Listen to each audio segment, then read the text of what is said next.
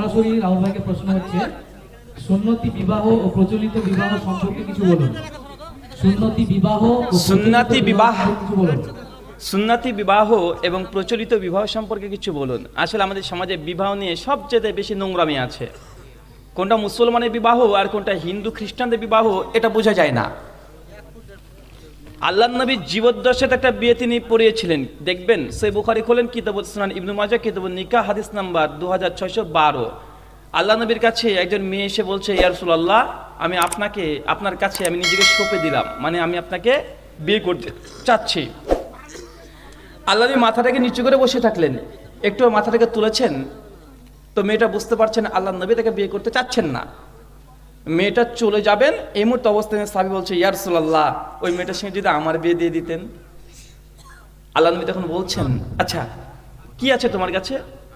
বলছে আল্লাহ নবী কিছু নেই। বলছে কিছু নেই, মুহূর্ত লাগবে, কিছু দাও। বলছে আল্লাহ নবী কিছু নেই।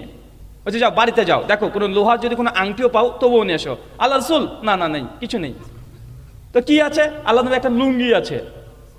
আল্লাহ নবী, লুঙ্গি যদি তোমার বউটাকে দিয়ে দাও তাহলে তো তুমি উলঙ্গ থাকবে, তো তোমার লুঙ্গি নিয়ে কি হবে?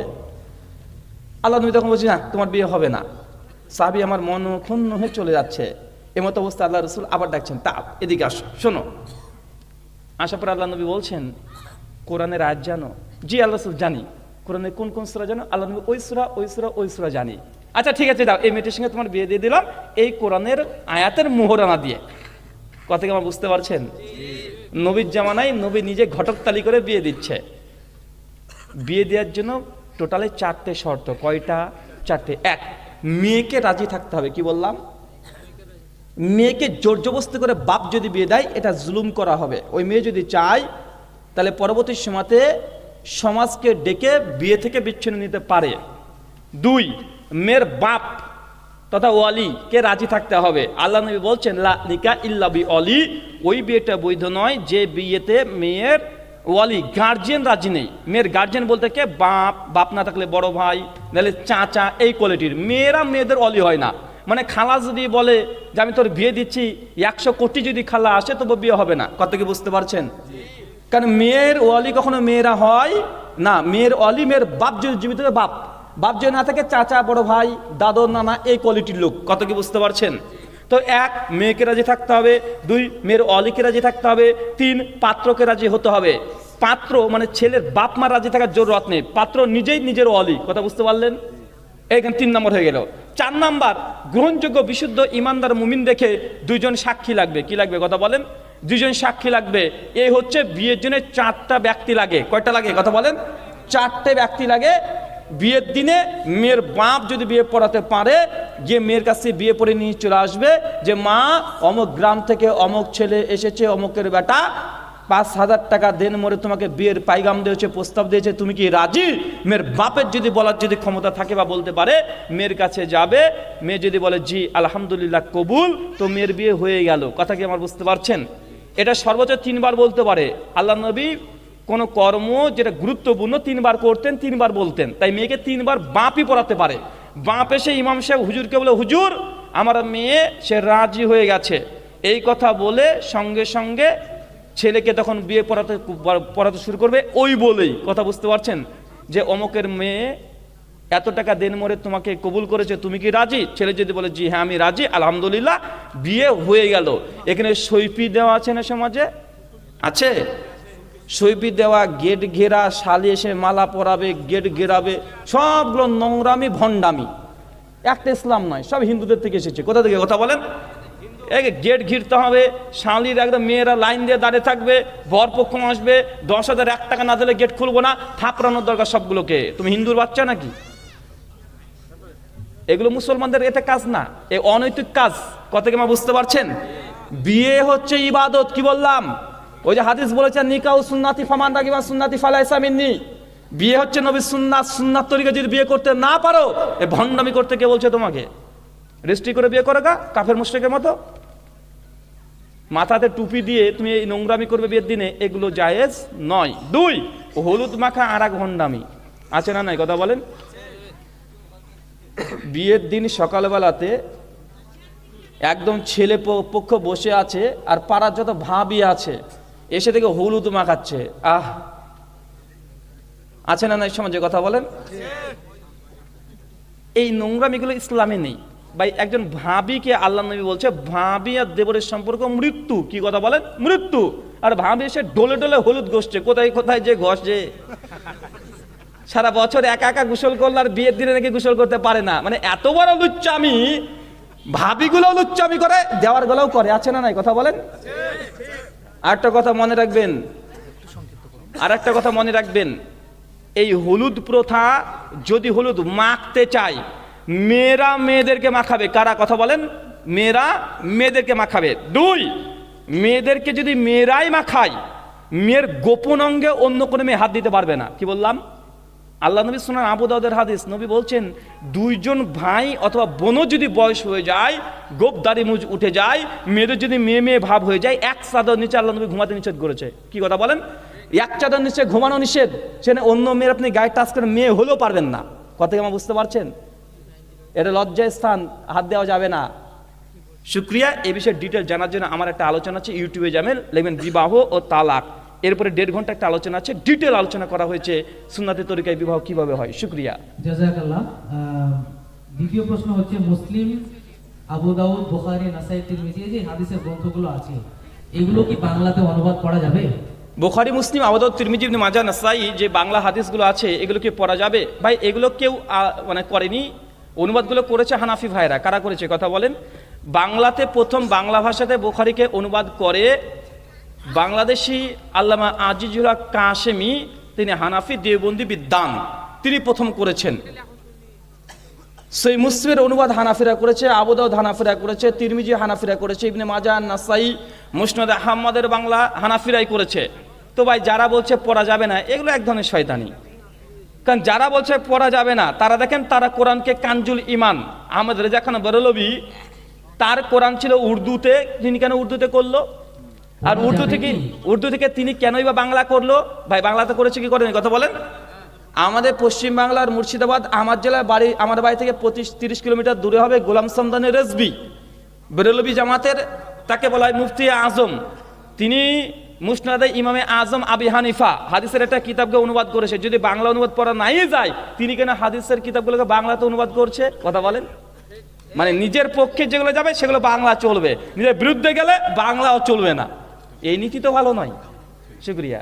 জাযাকাল্লাহ। বিশ্বনবী মুহাম্মদ সাল্লাল্লাহু আলাইহি ওয়াসাল্লামকে আল্লাহ তাআলা সৃষ্টি না করলে কিছুই নাকি তৈরি হতো না। আল্লাহর নবীকে সৃষ্টি না করলে আলোচনা করব, কিছুই যেন সৃষ্টি করতেন না, এই মর্মে কথা প্রচলিত আছে। এই মর্মে আসলে হাদিসগুলো সহিহ নয়। কয়েকটা হাদিস এসেছে, আল্লামা মোল্লা আলী কারি রাহিমাহুল্লাহ হানাফি বিদ্বান, তিনি মিরকাতের মধ্যে এই হাদিসটাকে নিয়ে এসেছেন যে আল্লাহ সুবহানাহু ওয়া তাআলা নবীকে সৃষ্টি না করলে আসমান জমিন কিছুই সৃষ্টি করতেন না। ইমাম জাওজি আল মাওজুআতের প্রথম খণ্ডের 27 নম্বর পৃষ্ঠাতে এই হাদিস নিয়ে এসে বলছে লা আসলাহু, এই হাদিসের কোনো ভিত্তি নেই। কি নেই, কথা বলেন? ভিত্তি নেই। এটা এমনি এমনি চলে এসেছে, এই সনদ সহি নয়, এমনি প্রচলিত আছে। যেন একটা হরিণ বাঁধা ছিল গাছেরই তলায়, একটা ওয়াজ হয় না, এই এমনি মানুষ বলছে, এটা কোরআন হয়েছে নাই, এমনি এমনি চলছে। মানে এরকম অনেক ঘটনা আছে যেগুলো এমনি এমনি চলছে। তো এই হাদিসের আসলে এটা হাদিস নয়, এটা মওযু জাল। আর আল্লাহ সুবহানাহু ওয়া তাআলা কেন সৃষ্টি করেছে এই কথা কোরআন মাজিদে বলে দিয়েছেন। সূরা জারিয়াত নম্বর 51 আয়াত নম্বর 56-তে, ওমা খলাকতু জিন্না ওয়া ইনসা ইল্লা লিয়াবুদুন, মানুষের জিনকে সৃষ্টি করেছে ইবাদতের জন্য, আল্লাহ বলে দিয়েছে। শুকরিয়া। জাযাকাল্লাহ। 1 জানুয়ারিতে যুবকের এখন যে ব্যবহার, তা কি করা ঠিক? হাদিস ও কোরআনের সুনান আবু দাউদ 4031 কিতাবুল লিবাস, আল্লাহ নবী বলছেন মান তাশাব্বু বিকওমিহি ফাহুয়া মিনহু, তুমি এই দুনিয়াতে যার আনুগত্য করবে হাসর তার সঙ্গেই হবে। কাফর মুশরিকের আনুগত্য অনুসরণ করবে, ব্রাজিল আর্জেন্টিনা নিয়ে চিৎকার মারবে, এই মেসির পিছনে কিয়ামতের মাঠে দাঁড়াবে, নবীর পেছনে দাঁড়াতে পারবে না। শুকরিয়া। জাযাকাল্লাহ। আমি একজন পেশায় রাজমিস্ত্রি, আমি কি মন্দির নির্মাণ করতে পারি? আপনি পেশায় একজন রাজমিস্ত্রি, মন্দির নির্মাণ করতে পারবেন কি পারবেন না? হিন্দু খ্রিস্টানদের 10 তলা 20 তলা বিল্ডিং নির্মাণ করে দিবেন, কোনো সমস্যা নেই। তার সঙ্গে বেচা কিনা লেনদেন সব কিছু করতে পারবে, সমস্যা নেই। ছোট্ট যে মন্দির আছে ওটা করতে পারবেন না, এটা শিরকের সঙ্গে সহযোগিতা করা। কথা কি বুঝতে পারছেন? তাদের বাড়িতে সব কিছু খেতে পারবেন, ভাত, মাছ, ডিম, ভর্তা সব খান, মাংস খেতে পারবেন না। তার সঙ্গে লেনদেন সব করতে পারবেন, পুজোর চাঁদা দিতে পারবেন না, তাদেরকে গায়ের রক্ত দিয়ে দেন, গোনা হবে না। চাঁদা পয়সা যদি আপনি পুজোর উদ্দেশ্যে দেন, গোনা হবে। কথা কি বুঝতে পারছেন? ধর্মীয় কোনো কাজে সহযোগিতা করা যাবে না, এটা হারাম, শিরিক। শিরিক কখনো আল্লাহ ক্ষমা করবে না। ইন্না শিরক আলা জুলমুন আযীম। জাযাকাল্লাহ। আমার পাকা বাড়ি আছে, এখন আমি সরকারি অনুদানে একটা বাড়ি পাচ্ছি, সেই বাড়ি কি আমার পক্ষে নেওয়া জায়েজ হবে? সহিহ বুখারী ক্রয় বিক্রয় অধ্যায় হাদিস নাম্বার 5912, আল্লাহ নবী বলেছেন, যে ব্যক্তি প্রতারণা করে ফালাইসা মিন্নি, সে আমাদের উম্মতের অন্তর্ভুক্ত না। যদি প্রতারণা দিয়ে ডুপ্লিকেট করে আপনি যদি ঘর থাকার শর্তেও আবার অ্যাপ্লিকেশন দিয়ে ঘর নেন, এটা প্রতারণার শামিল। কথা বুঝতে পারছেন? মুসলিম কখনো প্রতারক হতে পারে না। শুকরিয়া। জাযাকাল্লাহ। মৃত ব্যক্তির উদ্দেশ্যে, সওয়াবের উদ্দেশ্যে জীবিতরা কি কি করতে পারে? আমার একটা বই আছে মৃত ব্যক্তির জন্য জীবিতদের করণীয় এবং বর্জনীয়। ফ্লিপকার্টে যাবেন, লিখবেন ব্রাদার রাহুল হোসেন, এটুকু লিখলে আমার বইয়ের লিস্ট চলে আসবে, প্রায় 12খানা বই আছে। মৃত ব্যক্তির জন্য জীবিতদের করণীয় কি? আল্লাহ নবী বলেছে, মানুষ যদি মৃত্যুবরণ করে তার সমস্ত ইবাদত বন্ধ হয়ে যায়, ইল্লা সলাসা, 3টে ইবাদত টিকে যায়। 1, নেক সন্তান যদি দোয়া করে সেই দোয়াটা কার্যকারী হয়। 2, মৃত ব্যক্তি যদি দুনিয়াতে কোনো কর্ম করে গেছে, যে কর্মটার কারণে এখনো পৃথিবীর অস্তিত্ব ভারসাম্যই আছে এবং সেখান থেকে মানুষ উপকার লাভ করছে, এই নেকি তার কবরে যেতে থাকে। কথা কি বুঝতে পারছেন? মৃত ব্যক্তি, আপনি আজকে জীবিত আছেন, মসজিদের যত ট্যাপ আছে আপনি বললেন ট্যাপগুলো দিয়ে দেবো, আমি দিয়ে চলে গেলেন, মারা গেলেন, মানুষ যত অজু করবে কবর আপনি নেকি পাবেন। কথা কি বুঝতে পারছেন? আপনার মসজিদ আছে, মসজিদের সামনে বললেন যে এই গাছটা আমার ছিল, আমি মসজিদকে দিয়ে দিলাম, এই গাছ থেকে যতদিন মসজিদের ইনকাম হবে কবরে নেকি পেতে থাকবে। এটা বলে সাদকা জারিয়া। এ বিষয়ে আমার বইটা পড়েন, 18খানা আমল করতে পারবেন। শুকরিয়া।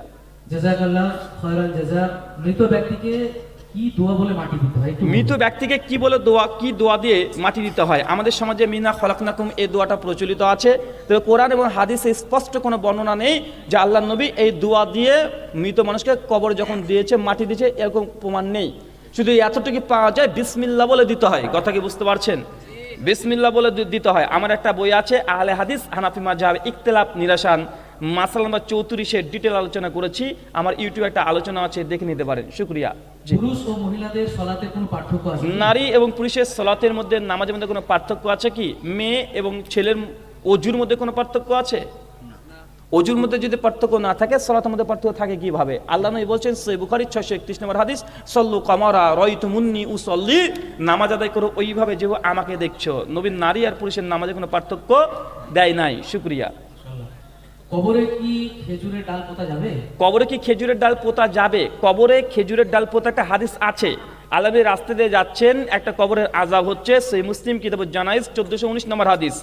আল্লাহ নবীর সঙ্গে সঙ্গে সাহাবীদেরকে বলছেন, কিছুক্ষণ ওয়েট করার পরে একটা গাছ থেকে খেজুরের একটা ডাল কেটে কবরে দিয়ে দিলেন। দিয়ে দেওয়ার পরে আল্লাহ নবী বলছেন, এখানে দুজন ব্যক্তির আযাব হচ্ছে এই কারণে যে একজন প্রস্রাব থেকে কি করতো না, কথা বলেন, পবিত্রতা অর্জন করতো না। এই খেজুরের গাছটা যতক্ষণ কোনো রস থাকবে ততক্ষণ কবর আযাব মাফ হবে। এই উদ্দেশ্যে নবী কি দিয়েছেন? খেজুরের গাছ একটা পুঁতে দিয়েছে। আমরা মুসলমানরা বুঝে নিলাম, এ থেকে বোঝা যায় অবশ্যই মানুষ মারা গেলে কবরের মধ্যে খেজুরের ডাল পুঁতে দেওয়া হয়। এটা আমরা সুন্নাত মনে করলাম, জি এটা সুন্নাত নয়। তাহলে নবী যে দিয়েছে হাদিসে, হ্যাঁ নবী দিয়েছে, কিন্তু সুন্নাত না। সুন্নাত ওইভাবে হয় না, সুন্নাত এইভাবে হয়। যদি এটা সুন্নাতই হতো, আল্লাহ নবী প্রত্যেকটা কবরে কবরে দিয়ে দিত কি দিত না, কথা বলেন? অন্য কবরে দিত কি দিত না? নবী জাস্ট এটা বোঝাচ্ছে কবরের আযাব কেন হয়। আল্লাহ নবী কবরের আযাব দেখতে পেয়েছে, বুঝতে পেরেছে। আপনি কি কবরের আযাব বুঝতে পেরেছেন নাকি, কথা বলেন? আল্লাহ নবী জাস্ট এটা বলার জন্যই তিনি এটা করেছেন। আর যদি সুন্নাত হতো, সমস্ত সাহাবীরা তাদের কবরে এই গাছ লাগাতো কি লাগাতো না, কথা বলেন? লাগাতো, কিন্তু কেউ দেয়নি, কেউ ডাল দেয় নাই। এর জন্য ইমাম নবী রাহিমাহুল্লাহ তিনি বলছে এটা সুন্নাত না। তো কেউ যদি করে এটা জায়েজ, বিদআত হবে না, তবে দূরে থাকাই ভালো। কথা কি বুঝতে পারলেন? এটা সুন্নাত নয়, কারণ নবী নির্দিষ্ট কারণে দিয়েছে। যদি এটা শরীয়ত হতো, প্রত্যেকটা কবরে পুঁতে দিত। কথা বুঝতে পারলেন না ভাই? সাহাবীরা করতো, তাতুর পর যে আমল থাকতো, কিন্তু এটা আমল নাই। অতএব এটা সুন্নাত নয়, এটা মুস্তাহাব নয়। কেউ যদি করে জাস্ট জায়েজ হতে পারে, তবে কোনো উপকার হবে, কবরে আযাব মাপ পাবে, এ ধারণা রাখা যাবে না। কারণ এটা নবী বুঝেছে। আপনাকে এই কথা আল্লাহ নবী বলেনি যে সমস্ত কবরে কবরে পুঁতে দাও, বলেনি। জি শুকরিয়া। একটা রাহুল ভাই একটা খুব সুন্দর প্রশ্ন, দেখেন যুবকদের তরফ থেকে এসেছে, বিবাহ কি ফাঁকে লেখা থাকে? মাশাআল্লাহ। মিশকাত হাদিস নাম্বার 73, আল্লাহ বলেছেন আসমান জমিন সৃষ্টি হওয়ার 50,000 বছর পূর্বে সব কিছু লেখা থাকে। তাকদীর কাউনিয়া, তাকদীরে শারাইয়া। তাকদীর 3 ভাগে বিভক্ত। তাকদীরে কাউনিয়া যেটা একদম স্থির, যেটা পরিবর্তন হবে না, জন্ম মৃত্যু বিয়ে, এগুলো আল্লাহ সুবহানাহু ওয়া তাআলা নির্দিষ্টভাবে লিখে রেখেছেন। কি কি করবেন? তাকদীরে শারাইয়া, এটাও নির্দিষ্টভাবে আল্লাহ সুবহানাহু ওয়া তাআলা লিখে দিয়েছেন। মিশকাত হাদিস নাম্বার 73। শুকরিয়া। মাশাআল্লাহ, জাযাক। হ্যালো। হ্যাঁ, এই জন্য একটা বলি, আপনার মাইক নষ্ট হোক সমস্যা নেই। এই জন্য বলে দিই, যেসব যুবক ভাইরা দাড়ি রাখেনি, অনেককে দেখছি আবেগে চলে এসেছেন, দাড়ি রাখেনি কেন ভাই? দাড়ি রাখনি কেন? জি, দাড়ি রাখা ওটাকে মনে করে সুন্নাত। জি না, দাড়ি রাখা সুন্নাত না, দাড়ি রাখা ফরজ। আমরা সবকিছু উল্টা বুঝে বসে আছি। দাড়ির 4টা মাসালা আছে। 1, মুসলিম দাড়ি রাখবে এটা ফরজ। 2, মুসলিম দাড়ি চাঁচবে এটা হারাম। 3, মুসলিম দাড়িকে বড় করা সুন্নাত। কি বললাম? কথা বলেন। দাড়িকে বড় করবেন এটা সুন্নাত। আমরা বুঝে নেব দাড়ি রাখা সুন্নাত, বেটা দাড়ি রাখা সুন্নাত না, দাড়ি রাখাটা ফরজ, দাড়িকে বড় করা সুন্নাত। কি বললাম? কথা বলেন।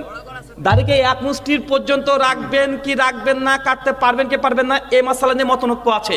কিছু আলেম বলেছে 1 মুষ্টির পর কাটা জায়েজ, আর কিছু বলেছে না জায়েজ। মাসালা টোটাল কয়টা? বলেন? 4টে। 1, দাড়ি মুসলিম রাখবে এটা ফরজ। 2, মুসলিম যদি দাড়ি কাটে এটা হারাম, গুনাহ কাবিরা হবে। 3, দাড়িকে নিজের গতিতে ছেড়ে দেওয়া, বড় করা এটা সুন্নাত। 4, দাড়িকে 1 মুষ্টির পর কাটতে পারবেন কি পারবেন না, এই অংশটুক, এটা নিয়ে মতনৈক্য আছে উলামাদের মধ্যে। আমি বলি আগে 3 নম্বর পর্যন্ত ওঠেন না, 4 নম্বর যাচ্ছেন কেন এখনই? আগে রাখেন না, আর রেখে যখন দিয়েছেন নাচতে নেমে ঘুঙুর দিলে আপনি ছেড়ে দেন কেন? চাচাচাচি করছেন। আল্লাহ নবী দাড়ি ছোট করেছেন এই মর্মে কোনো হাদিস প্রমাণিত নয়। কিছু সাহাবী আব্দুল বিন আব্বাস, আবু হুরায়রা, জাবের বিন আব্দুল্লাহ, মুসান্নাফ আব্দুর রাজ্জাকের রিওয়ায়াত পাওয়া যায়, তারা দাড়ি ছোট করেছেন। তো এটা সাহাবীদের আমল। আর আল্লাহ নবী যে দাড়ি ছোট করেছেন এই কোনো প্রমাণ পাওয়া যায় না। তো ভাই দাড়ি আমরা কাজ সুন্নাত হিসেবে রাখি, নবীর না সাহাবীর? কথা বলেন। নবীর। আল্লাহ নবী তিনি ছেড়েছেন এই মনে কোনো প্রমাণ পাওয়া যায় না। এই জন্য বলি দাড়ি রাখার পরে ছেড়ে দেন, নাচতে নেমে ঘুঙুর দিয়ে লাভ নেই। শুকরিয়া। জাযাকাল্লাহ খাইর। মহিলারা কি কবর জিয়ারত করতে পারবে? মেয়েরা কি কবর জিয়ারত করতে পারবে? মেয়েদের কবর জিয়ারত করার জন্য আল্লাহ নবী নিষিদ্ধ করেছিলেন, পরবর্তী সময়তে অনুমোদন দিয়েছেন। মুসনাদে আবিয়ালাতে আমাজান আয়েশা রাদিয়াল্লাহু তাআলা আনহা সূত্রে বর্ণনা আছেন, তিনি বলেছেন নবী প্রথমে নিষেধ করেছেন, পরবর্তী সময়তে অনুমোদন দিয়েছেন। তবে ওই মেয়েদের জন্য নয় যাদের হৃদয় কোমল, গেরে কাদাকাটি করবে, বিশৃঙ্খলা ঘটাতে পারবে, এদের জন্য জায়েজ নয়। আর আমাদের আয়েশা থেকে হাদিস বর্ণনা আছে সহিহ মুসলিমে, যে কবর জিয়ারতের দোয়া আল্লাহ সাল্লাল্লাহু আলাইহি ওয়াসাল্লাম তিনি শিখেছিলেন। শুকরিয়া। জাযাকাল্লাহ। দেখুন রাহুল ভাই আপনার মতো একজন হতে চাইছে, সে বলছে যে আমি শাহী আকীদায় এসেছি, আপনার মতো দিন প্রচার করতে চাই, আমাকে কি করতে হবে? আপনি দিন প্রচার করতে চান, কি করবেন? বা কিছু করতে হবে না, কোরআন হাদিস নিয়ে পড়াশোনা করেন, হুজুরের কাছে যান, আলেম ওলামা যারা আছেন তাদের কাছে পড়াশোনা করেন, উসুল ফিক, যারা তাদিল, কোরআন তাফসির, হাদিসের শরা, এগুলো পড়েন। দীর্ঘদিন ধরে আপনাকে চেষ্টা করতে হবে, তাওয়াক্কুল রাখতে হবে, আল্লাহর কাছে দোয়া করতে হবে, বারবার দোয়া করতে হবে, রব্বি জিদনি ইলমা, এই দোয়া বারবার করতে হবে। ফজরের নামাজের পরে সুনান ইবনে মাজাহ 924 নম্বর হাদিস, আল্লাহ নবী বলেছেন, প্রত্যেকদিন আল্লাহ নবী এই দোয়াটা পড়তেন নামাজের পরে, আল্লাহুম্মা ইন্নী আসআলুকা ইলমান নাফিয়ান ওয়া রিজকান তাইয়্যিবান ওয়া আমালান মুতাকাব্বালান। এই দোয়াগুলো করতে হবে, জিকির ফিকির করেন, ইনশাআল্লাহ আল্লাহ যদি চান আপনাকে দিয়ে কাজ করাবেন ইসলামের, আল্লাহ কবুল করলে অচিরে আপনাকে আল্লাহ সুবহানাহু গ্রহণ করবেন। শুকরিয়া। জাযাকাল্লাহ খাইর। সর্বপ্রথম মসজিদে প্রবেশ করে আমরা কি বসে পড়বো? সহিহ বুখারী কিতাবুস সালাত হাদিস নাম্বার 444, আল্লাহ নবী বলেছেন মসজিদে ঢুকে কেউ যেন বসে না পড়ে, সল্লু রাকাতাইন, 2 রাকাত যেন নামাজ পড়ে। ক রাকাত? কথা বলেন। 2 রাকাত নামাজ না পড়ে নবী বসতে নিষেধ করেছে। কি বললাম? 2 রাকাত নামাজ পড়তে, এটা মসজিদের হক। আপনি চট করে গিয়ে আগে বসে বলেন, তারপরে এ উঠে আপনি দাঁড়িয়ে নামাজ পড়ছেন, এটা ইসলাম নয়। আগে আপনাকে 2 রাকাত নামাজ পড়তে হবে। কি বললাম? 2 রাকাত নামাজ পড়তে হবে, তারপরে বসতে হবে। কেউ যদি বসে পড়ে গুনাহ কাবিরা হবে এমনটা না, তবে মসজিদের হক এটা। বেলাল রাদিয়াল্লাহু তাআলা আনহু হাদিস তো বারবার শুনেছেন, শুনেন নাই? যারা মিরাজে গেলেন, বেলালের পায়ের আওয়াজ পেলেন, নবী জিজ্ঞেস করলেন, বেলাল কি এমন আমল করো? আল্লাহ নবী, আমি এই 2 রাকাত নামাজ পড়ি মসজিদে ঢুকে। তো বেলাল যদি মসজিদে ঢুকে বসার আগে 2 রাকাত পরে জান্নাতে আগে পায়ের আওয়াজ পাওয়া যায়, আপনি কেন বেলালের উল্টো আমল করছেন? আজীব মানুষ আপনারা। শুকরিয়া। জাযাকাল্লাহ খাইর। মাইক, বাস, ট্রেন এগুলো কি বেদাত নয়? একটু বিস্তারিত আলোচনা করবেন। মাইক, বাস, ঘড়ি, ট্রেন, মিষ্টি, কলা, এগুলো কি বিদাত নয়? টিভি, সিডি, যত আবিষ্কার হয়েছে হুজুর বুঝে নাই, হুজুর এগুলোকে বিদাত বলে। এটা লুগাত আল মানা, এটা বিদাত। কি বললাম? লুগাত অনুযায়ী এটা বিদাত, তবে এটা শারঈ অর্থে বিদাত নয়। কি বললাম? শরীয়তে এগুলোকে বিদাত বলে না। শরীয়তে বিদাত বলে কোনটাকে? মান আমিলা আমালা লাইসা আলাইহি আমরুনা ফাহুয়া রাদ, মান আহাদাসা ফি আমরিনা হাযা মা লাইসা ফিহা ফারাদ।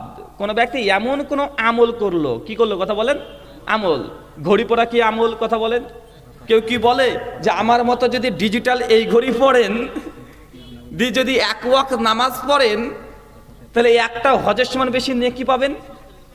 কেউ কি কথা বলে চেনালা ঘড়ি যদি কেউ সোনালী কালার পরে 2 ওয়াক্ত নামাজ পড়ে, তো 2টা হজের সমান বেশি নেকি পাবে? এই উদ্দেশ্যে কেউ ঘড়ি পরে? কথা বলেন।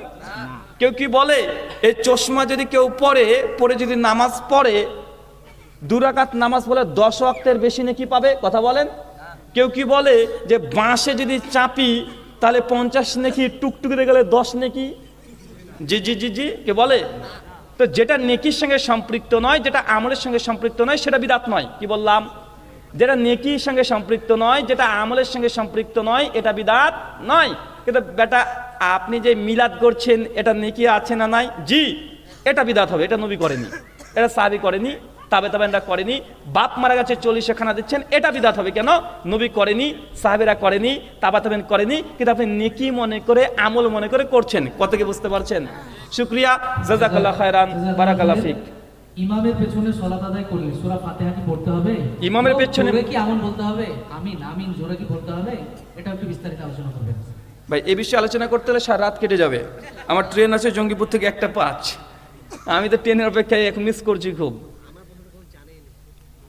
সংক্ষিপ্ত। ইমামের পেছনে সূরা ফাতিহা, আমি তো অল্প কথা বলতে পারি না, কারণ অল্প কথা বললে আরেক পক্ষ শুনে বলে দেখো দেখো দেখো ওদেরটা বলে গেল, আমাদের ওই দলিল আছে যে, তাই বলবো আগে। এখন যদি বলি ইমামের পেছনে সূরা ফাতিহা পড়তে হবে, সে মুসলিম 768 নম্বর হাদিস। আবু হুরায়রাকে জিজ্ঞাসা করছে ইমামের পেছনে কি সূরা ফাতিহা পড়বো? আবু হুরায়রা বলছে ইকরা ফি নাফসিক, হ্যাঁ পড়ো, তবে মনে মনে, মানে পড়বা তবে শব্দ হবে না। পড়ার 4টে ক্যাটাগরি হয়। 1, পড়ে ফেলেছি, বুঝতে পারলে? পড়ে ফেলেছি, চোখ দিয়ে দেখে পড়ে ফেলেছি, আওয়াজ হয়নি, জিহ্বা লড়েনি, শব্দ হয়নি, এটা একটা পড়া। 2, এটা এক ধরনের পড়া, জিহ্বা নড়েছে, শব্দ হয়নি, এক ইসলামিক জলসা। এটা একটা পড়া, জিহ্বা নড়েছে, শব্দ হয়েছে। কথা কি বুঝতে পারলেন? পড়া কটা? পড়া হয় 3 ধরনের। তো হাদিস বলছে ইকরা ফি নাফসিক, নাফসিক পড়ো, তবে জিহ্বা নড়বে, শব্দ হবে না। ইমাম পেছনে মুক্তাদি ওইভাবে পড়বে।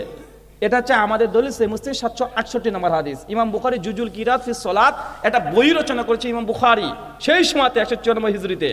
300 খানা হাদিস দিয়ে প্রমাণ করেছে মুক্তাদিকে সূরা ফাতিহা পড়তে হবে। কিছু কিছু মানুষ বলে দেখো আমরা তো ইমামের পেছনে দাঁড়িয়ে গেছি, ইমামকে আমাদের দায়িত্ব দিয়েও দিয়েছি, তো ইমাম পড়লে আমাদের পড়া হয়ে যায়, ইমামের যা নিয়াত আমারও তাই নিয়াত, আল্লাহু আকবার হয়ে গেছে। ভাই ইমামের দায়িত্ব আসলে কি দিয়েছেন বলেন তো? ইমাম সাহেব জায়নামাজে দাঁড়িয়ে ইন্নিয়াজ জাহাতু পড়ছে, আপনিও পড়ছেন। ইমাম সাহেব আল্লাহু আকবার বলছে, আপনিও বলছেন মুক্তাদি হিসাবে। ইমাম সাহেব রুকু থেকে রুকু তাসবিহ পড়ছে, আপনিও পড়ছেন। ইমাম সাহেব সিজদায় গিয়ে তাসবিহ করছে, মুক্তাদিও পড়ে। ইমাম সাহেব আত্মিয়াত পড়ছে, মুক্তাদি পড়ছে। ইমাম সাহেব দুরুদ পড়ছে, মুক্তাদি পড়ছে। ইমাম সাহেব মাসরা পড়ছে, মুক্তাদি পড়ছে। ইমাম সাহেব বলছে আসসালামু আলাইকুম ওয়া রাহমাতুল্লাহ, মুক্তাদি এই কথাও বলে। তো ইমামকে কি দায়িত্ব দিলেন? কথা বলেন তো ভাইজান, কি দায়িত্ব দিলেন? সবই তো পড়ছেন, তাকবীর থেকে সালাম পর্যন্ত সব বলেন। হ্যাঁ, এখন বলতে পারি যে এই যে কোরআনে আছে ওয়াইজা কুরিয়াল কোরআনু ফাসতামিউ লাহু আনসিতু আল্লাকুম তুরামুন, যখন তোমার সামনে কোরআন পাঠ করে তখন তোমরা চুপ থাকো। সূরা আরাফ 7 আয়াত 204। জি, কোরআন বলছে ওয়াইজা কুরিয়াল কোরআনু ফাসতামিউ লাহু আনসিতু আল্লাকুম তুরামুন, যখন কোরআন পাঠ করা হয় তখন চুপ থাকো। জি, কোরআন পাঠ করলে চুপ থাকতে হয়, তবে হাদিস যখন খাস ভাবে বলছে ইমামের পেছনে সূরা ফাতিহা পড়তে হয়। কথা কি বুঝতে পারছেন? যে মুখ দিয়ে যার উপরে কোরআন অবতীর্ণ হয়েছে সেই আবার বলছে ইমামের পেছনে সূরা ফাতিহা পড়তে হবে, তবে এটা কি কন্ট্রাডিকশন, স্ববিরোধিতা থাকলো? কথা বলেন।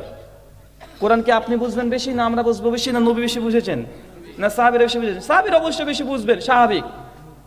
তো ওয়াইজা কুরিয়াল কোরআন ফাসতামিউ দিয়ে সূরা ফাতিহা মুক্তাদিকে নাশেক করা যায় না। সূরা আরাফ হচ্ছে মাক্কি সূরা, মাদিনী সূরা।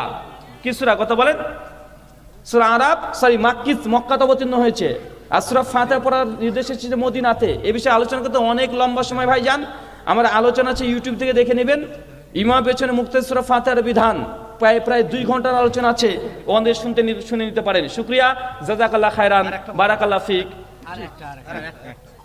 রাহুল ভাই, এটা ব্যক্তিগত আপনার প্রশ্ন, তার আগে একটা প্রশ্ন করে দিই, খুব সংক্ষিপ্ত বলবেন। কোনো মহিলা প্রশ্নটা করেছেন যে উনি তাহাজ্জুদের সালাত আদায় করবেন কিন্তু ঘুমিয়ে গেছেন, ফজরের আজান হয়ে গেছে, তো ফজরের সালাত বা ফরজ সালাত এবং সুন্নাত আদায় করার আগেই বেতেরটা পড়বেন না কি করবেন, বেতেরের বিষয়টা। ওয়ালাইকুম আসসালাম ওয়া রাহমাতুল্লাহি ওয়া বারাকাতুহু।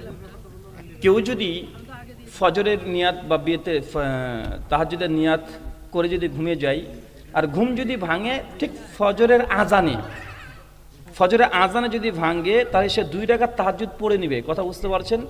কারণ আজানের সময় যখন আজান হচ্ছে সেই সময় সে সময় আছে পড়ার, 2 রাকাত পড়বে, তাহাজ্জুদ পড়া বসতে গেলে 2 রাকাত পড়বে, 8 টাকার দরকার নেই, 2 রাকাত পড়ে সে ভিতর পড়ে নেবে। কথা বুঝতে পারলেন? তারপরে ফজর সালাত জামাতে যদি আদায় করতে চায় জামাতে আদায় করবে, নারীরা যদি মসজিদে পড়ে না বাড়িতে পড়ে নেবে। শুকরিয়া, জাযাকাল্লাহ খায়রান, বারাকাল্লাহ। ভাই আপনার জন্য এই প্রশ্নটা আপনার জন্য, যে আপনারা একটু সংক্ষিপ্ত পরিচয় দেবেন, দিয়ে শেষ করবেন। কি ভাই নাম চলে যাবেন না, সকলের খাবারের ব্যবস্থা আছে, আপনারা খাওয়া দাওয়া করে যাবেন। কার্ড নিয়ে নেবেন। কেউ হাতে থেকে চলে যাবেন আমি না। আলোচনা করছি রে সবাই ভাই। সুন্দর করে লাইন করে বসবেন, আমাদের কর্মীরা আছে আপনাদেরকে ভাই, খাওয়া দাওয়া করে যাবেন। যে এখানে আমার খাওয়া- পরিচয়, আমার মুর্শিদাবাদ বাড়ি, জলঙ্গি থানা, পোস্ট অফিস জলঙ্গি, আমার থানাও জলঙ্গি, বাড়িও জলঙ্গি, একদম থানার পাশেই আমার বাড়ি। আর আমাকে আপনারা দেখতে পাচ্ছেন, আলোচনা করছি। বিস্তারিত জানার জন্য ইউটিউবে যান, বাংলাতে লিখবেন ব্রাদার রাহুল হোসেনের পরিচয়, এতটুকু লিখলে 17 মিনিটের একটা আলোচনা পাবেন। ওইখান থেকে আলোচনাটা সম্পূর্ণ শুনে নেবেন। অমা আলাইনা ইল্লাল বালাগ।